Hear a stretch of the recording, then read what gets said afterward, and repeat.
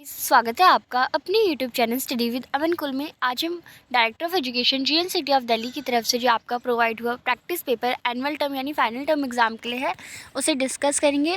Session 2025-26 के students के लिए और क्लास 6 का पेपर आपका मैथ्स का 2.5 घंटे का पेपर होता है 60 मार्क्स का। तो टोटल पेपर में 16 क्वेश्चन होंगे, 5 सेक्शन डिवाइड होगा, section A B C D E. Section A में 12 आपके एमसीक्यू क्वेश्चन होंगे, सेक्शन और 1-1 मार्क्स के होंगे। सेक्शन बी आपके 5 क्वेश्चन होंगे 2-2 मार्क्स के। सेक्शन सी में आपके 2 क्वेश्चन होंगे 3-3 मार्क्स के। सेक्शन डी में आपके भी 2 क्वेश्चन होंगे 5 नंबर के। और सेक्शन ई में आपको केस बेस्ड क्वेश्चन होंगे 3-4 मार्क्स के। पाई की वैल्यू आपको 22/7 लेनी है और कोई कैलकुलेटर वगैरह अलाउड नहीं है। तो सबसे पहले पहला क्वेश्चन है, फर्स्ट क्वेश्चन का फर्स्ट पार्ट। नेक्स्ट टर्म आपको सीक्वेंस की बतानी है। तो आप देखिए जो सीक्वेंस में 1 यहाँ पे 2 × 4 है, यानी 2 से मल्टीप्लाई हो रहा है। 1 × 2 2, 2 से मल्टीप्लाई हुआ। 2 × 2 4, 4 2 से मल्टीप्लाई। Next 4 × 2 8 and 8 × 2 16। तो 16 × 2 कितना हो जाएगा 32। तो यहाँ पे आपका आंसर क्या आ जाएगा, सी ऑप्शन 32। नेक्स्ट क्वेश्चन है the number of and points in a line segment. तो लाइन सेगमेंट कैसे ड्रॉ करते हैं, एक यहाँ पे पॉइंट होता है, एक यहाँ पे पॉइंट होता है, इनके बीच में तो लाइन तो सीधा स्ट्रेट ऐसे जाती है, बट लाइन सेगमेंट 2 पॉइंट के बीच में बनता है, तो 2 पॉइंट होता है। सी ऑप्शन आपका आंसर हो जाएगा। नेक्स्ट है the number whose digit add up to 14, यानी उसका आपको ऐसा नंबर बताना है जो 14 ऐड हो। तो 1 + 4 करेंगे तो 5 होगा, 5 + 0 करेंगे तो 0 रहेगा। फिर इसमें 4 + 5 + 6 करेंगे तो ये आपका हो जाएगा 15, जो कि 14 नहीं है, गलत है। फिर ये भी 2 + 3 + 4 करेंगे तो ये जाएगा 9, और 9 + 5 करेंगे तो 14 हो जाएगा। तो हमें क्या करना था, नंबर ऐड करके 14 आना था, तो आपका डी ऑप्शन 950 करेक्ट हो जाएगा।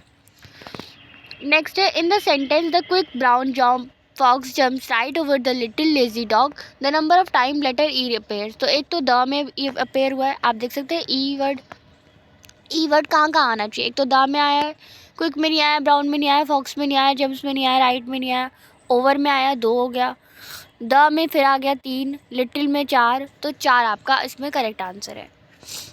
नेक्स्ट प्राइम नंबर जो कि 5 से डिविजिबल हो जाए। तो प्राइम नंबर वही होते हैं जो अपने आप से ही डिविजिबल होते हैं, 1 और अपने आप से होते हैं। तो 35 तो 7 से भी हो जाएगा, 5 से भी हो जाएगा, तो ये तो नहीं हो सकता। 25 भी 5 से भी हो जाएगा और अपने आप से भी हो जाएगा, तो फिर नहीं हो सकता। 15 भी 5 से हो जाएगा, तो बस 5 ही ऐसा प्राइम नंबर है जो कि सिर्फ अपने आप से होगा और वह प्राइम नंबर भी है। तो ये हमारा सी ऑप्शन करेक्ट हो जाएगा। बी 25 तो 2 नंबर से हो रहा है ना, अपने आप से भी हो रहा है, 5 से भी हो रहा है। 15 भी 5 से भी हो रहा है और अपने आप से भी हो रहा है, बट 5 जो है वो अपने आप से ही हो रहा है और 5 तो ऑलरेडी 5 ही है, तो इसमें आपका सी ऑप्शन हो जाएगा। मिक्स फ्रैक्शन बताना है आपको 47/9। तो 47 को डिवाइड करेंगे हम 9 से, तो 9 5 ज़ा 45 हो जाएगा, तो ये 5 इधर आ जाएगा, 2 नीचे। तो 5 जो इधर लिखा रहता है वो हम ऐसे बीच में लिख देते हैं, जो रिमाइंडर होता है उसे ऊपर लिख देते हैं, और जिससे हम डिवाइड कर रहे हैं वो नीचे। तो और हम ऐसे भी चेक कर सकते हैं, 5 9 ज़ा 45, 45 + 2 हमारा 47/9 लिखा जाता है। तो इसमें आपका बी ऑप्शन। आप ऐसे भी कर सकते हैं, 5 9 ज़ा 45 + 1 करेंगे तो ये 46 होगा ऊपर, तो ये तो गलत है। फिर 5 9 ज़ा 45, 45 + 3 48 होगा, ये भी नहीं होगा। 5 9 ज़ा 45, 5 + 9 तो ये 49 हो जाएगा, तो ये भी गलत है। आपका बी ऑप्शन करेक्ट है। The area of rectangular garden that is 50 metre long is 1000 square metre the width of the garden. तो एरिया आपको दे रखा है 1000 स्क्वायर मीटर, यानी एरिया आपको दे रखा है 1000 स्क्वायर मीटर। स्क्वायर मीटर का एरिया की यूनिट ही स्क्वायर मीटर होती है इसलिए, और उसका लॉन्ग यानी उसकी एरिया, रेक्टेंगल के एरिया का फॉर्मूला क्या होता है, लेंथ इंटू ब्रेथ, और लेंथ हमें दे रखी है उसकी 50 मीटर और हमें उसकी ब्रेथ निकालनी है। एरिया हमें दे रखा है 1000, तो ए से एरिया लिखा है, एल से लेंथ, बी से ब्रेथ। तो 1000 यहाँ 50 मल्टीप्लाई में इधर आके डिवाइड हो जाएगा, तो ब्रेथ हमारी निकल जाएगी। तो 1000 को हम 50 से डिवाइड करेंगे तो 1 0 से 1 0 कट जाएगा, 5 20 टाइम्स में चला जाएगा, तो यहाँ पे 20 मीटर आपका करेक्ट हो जाएगा। फिर है प्राइम फैक्टराइजेशन, हमें लिखने हैं 84 के। तो आप इसे ऐसे भी कर सकते हो, 84 हमारा 2 से डिवाइड करेंगे तो ये हमारा हो जाएगा 42, फिर 2 से करेंगे ये हो जाएगा 21। आप ऐसे देख सकते हैं 2 4 ज़ा 8, फिर 2 2 ज़ा 4 ऐसे करते हैं। फिर यहाँ पे वापस 2 2 ज़ा 4, 2 1 ज़ा 2। अब 21 तो 2 से जाएगा नहीं तो 3 से जाएगा, 3 की टेबल में आता है ना 7 बार में, तो 3 7 ज़ा 21 और 7 सिर्फ अपनी टेबल में जाता है क्योंकि प्राइम नंबर है, तो 7 7 ज़ा 1।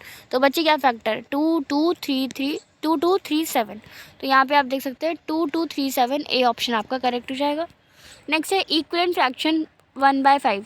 तो 1/5 इसका तो उल्टा दे रखा है, 1/5 इस 5/1 के इक्वल तो नहीं हो सकता। 20/60 तो 0 से 0 काटेंगे, 2 1 ज़ा 2, 2 3 ज़ा 6, तो 1/5 नहीं आया, 1/3 आ गया, ये भी गलत है। 12 की टेबल में 60 कितने आ रहा है, 12 1 ज़ा 12 और 12 5 ज़ा 60, तो 1/5 आ गया। 11/50 भी कुछ नहीं होता, तो आपका 1/5 12 से हमारा 12/60 से कट गया, 1/5 आ जाएगा। नेक्स्ट है the distance between the centre and any point of the circle is called.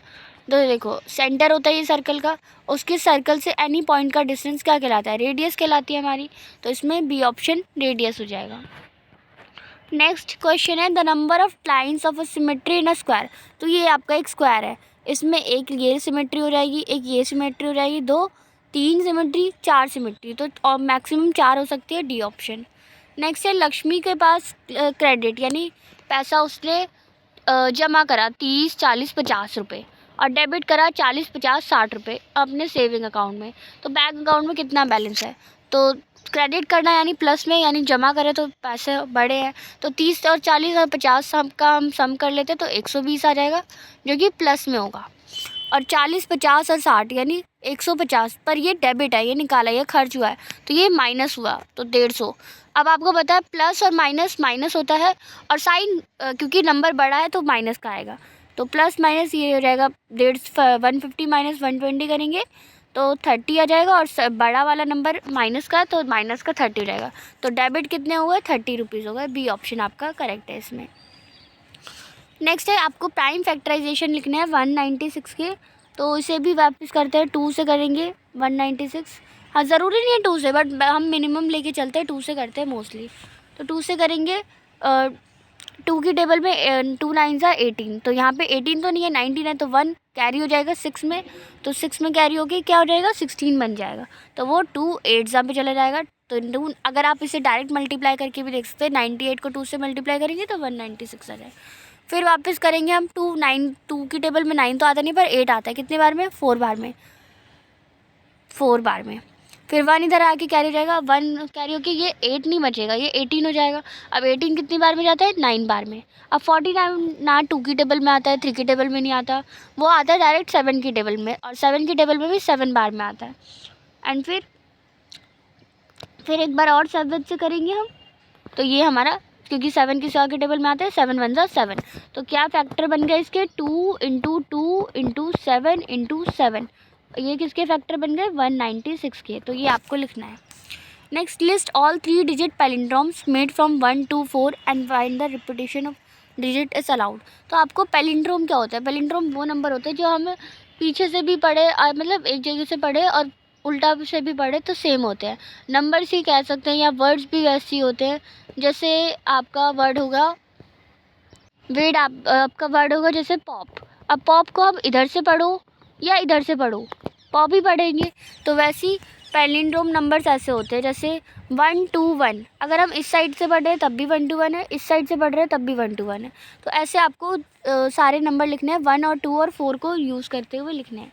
तो पहले हम 1 का ले लेते हैं, तो 1 1 1, इधर से पढ़ेंगे तब भी 1 1 1, इधर से पढ़ेंगे 1 1 1, फिर 1 2 1 ले लेते हैं, 1 2 1 इधर से ही पढ़ेंगे, ये भी सेम इधर से ही पढ़ेंगे, फिर 1 4 1, तो ये तीनों डिजिट यूज़ हो गए।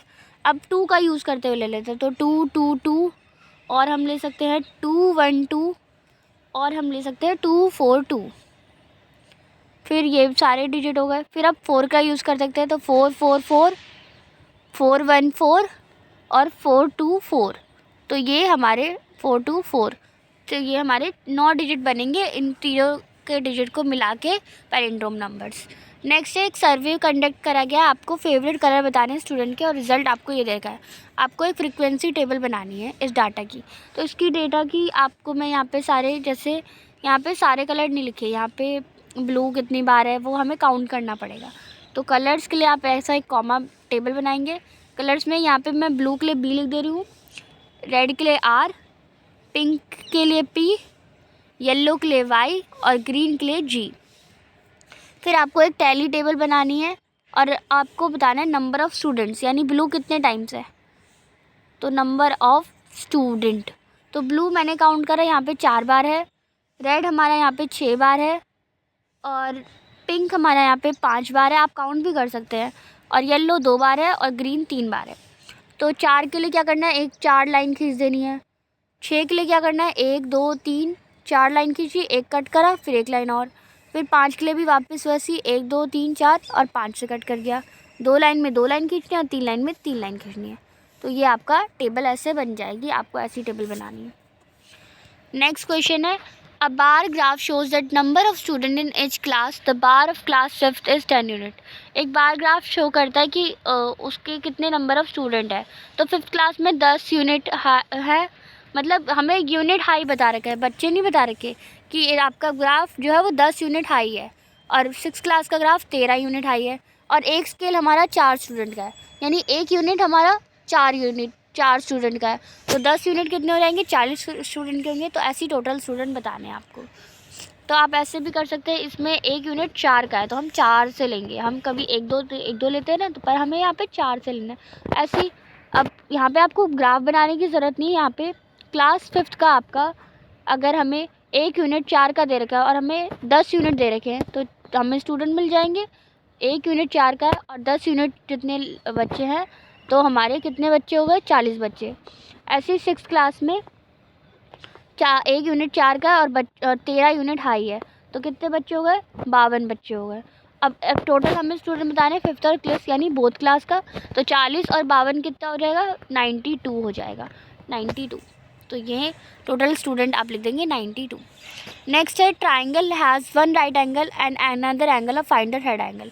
यानी एक ट्राइंगल है, राइट एंगल कितना होता है, 90 डिग्री का होता है, और एक हमें एंगल दे रखा है 40 डिग्री का। तो ये 40 डिग्री हो गया, ये 90 डिग्री हो गया, तो तीसरा एंगल तो आसानी से निकाल सकते हैं।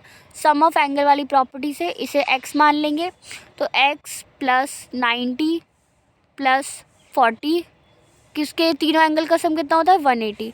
तो 180 से में से माइनस करेंगे हम, ये 90 प्लस 40 यानी 130 माइनस करेंगे 180 से, तो x की वैल्यू हमारी आ जाएगी 50 डिग्री।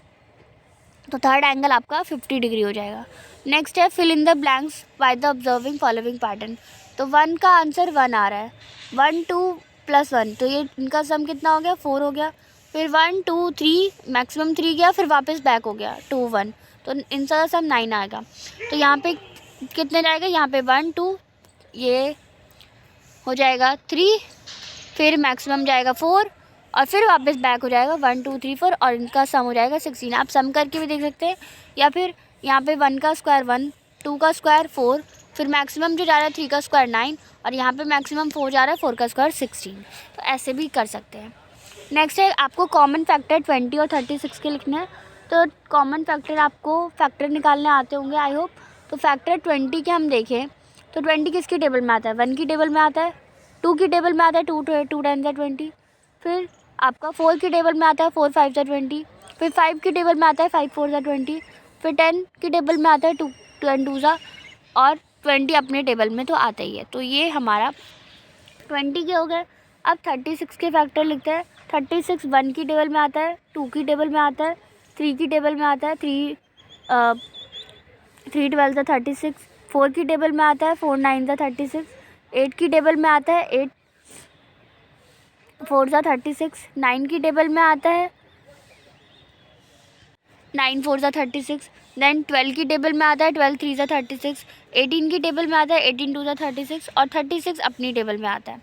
तो यहाँ पे आपको पता है कॉमन फैक्टर निकालना है। तो कॉमन इसमें 1 आ रहा है, इसमें भी 1 आ रहा है, इसमें 2 आ रहा है, इसमें 2 आ रहा है, इसमें 4 आ रहा है, इसमें 4 आ रहा है, और कुछ कॉमन नहीं आ रहा।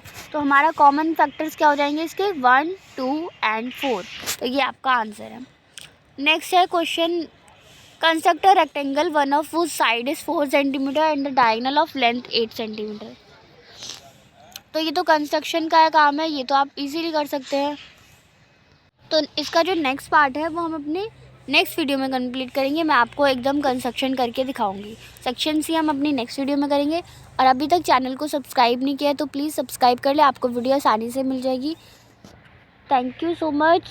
चैनल को सब्सक्राइब करें, वीडियो को लाइक करें, दोस्तों के साथ शेयर करें। Thanks for watching. Bye bye guys.